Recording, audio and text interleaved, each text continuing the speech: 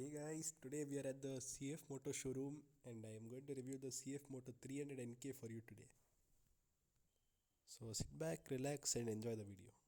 Bike comes in two colors, coral blue and black, which is over there.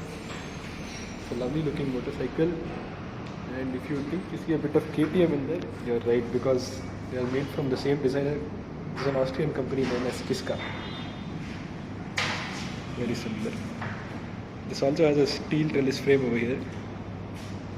Lovely touch of that coral blue on the steel trellis frame.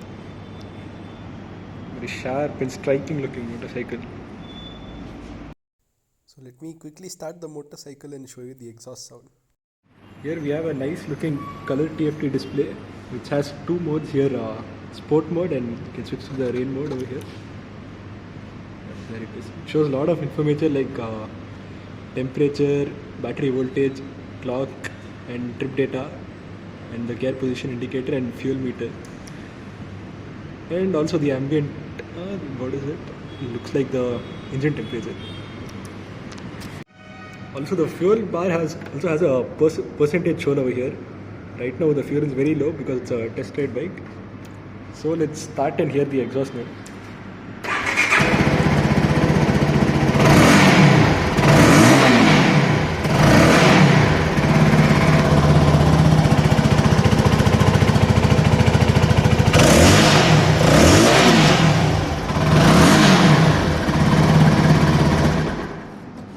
Here it has a fancy engine kill switch and startup button, and we get a nice underbelly exhaust over here. Produces a nice sound. The bike gets a trellis frame and 292cc engine.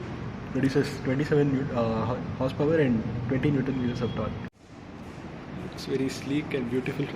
So from the back, you see you have a tail teddy like look over here, and the number plate sits down below in the mudguard. And we have suspension over here. I'll give the exact details of the suspension later. We have nice reflectors on the suspension as well. Brakes we get. Alright, so now we are on the motorcycle and we got the green light. So let's check the power and delivery of the motorcycle.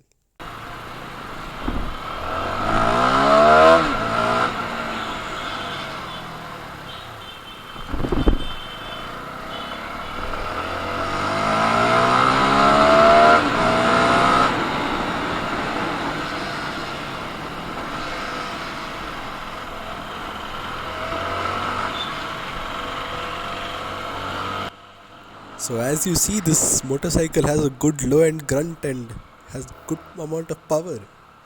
So let's compare it with its rival, which would be Duke 250, and compared to that, this has a much better low end grunt, and in the top end I'd say this motorcycle is quite flat, whereas the Duke 250 pulls very hard even in the top end. So when you're riding this motorcycle, be prepared to get a lot of looks from people, because this motorcycle is very striking and it's very rarely found on the street. So people will tend to ask you which motorcycle are you driving and will tend to look at it. It's an eyeball grabber. So coming to the fuel tank, we get a 12.5 liters fuel tank, which gives a good capacity. It's not a lot, but it's pretty good. And mileage should return somewhere around 32 plus to 37. If you ride very peacefully, you get more than that. But don't expect a lot from a 300cc motorcycle. It does give a good mileage.